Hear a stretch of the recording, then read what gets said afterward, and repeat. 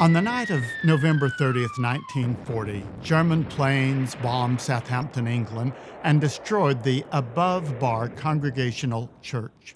The pastor and caretaker were able to rescue the church records, but all else was destroyed except for a bust of Isaac Watts, the father of English Hymnody. The destruction of those old buildings was a blow to Christian history, for within the walls of the above-bar church, the hymns of young Isaac Watts were sung for the first time.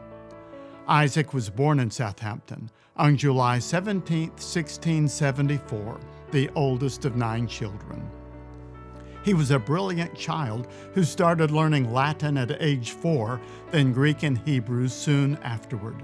It's said that even before he could speak plainly, he would cry out, "A book, a book." Isaac advanced so quickly in school that a local physician offered to finance his education at a major university. But as members of above-bar Congregational Church, the Watts were committed dissenters. Their group didn't believe in joining the state church, but opted instead to establish independent congregations where they could worship without conforming to government regulations. As such, they were often bitterly persecuted. Isaac's father even spent time in prison for his beliefs. And the financed education? It never happened because dissenters were not allowed to attend state universities. So at age 16, Isaac enrolled instead in an independent academy in London and graduated with honors. Returning home, Isaac spent 2 more years living with his parents and attending above-bar Congregational Church.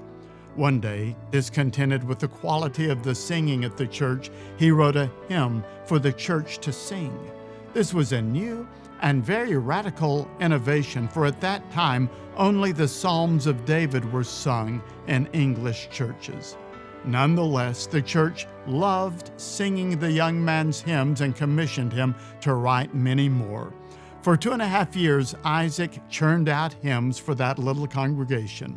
Those 2 post-college years at home became the golden years of Isaac Watts' hymn writing.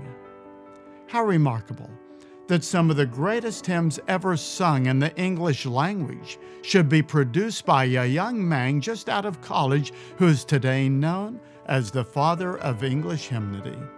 Isaac was even reluctant at first to publish his hymns, but at the urging of his brother Enoch, he finally did so. In 1707, Isaac released his first book of hymns. It was an instant success. In it was perhaps his most loved hymn, "When I Survey the Wondrous Cross." In total, Isaac Watts gave the world over 750 hymns.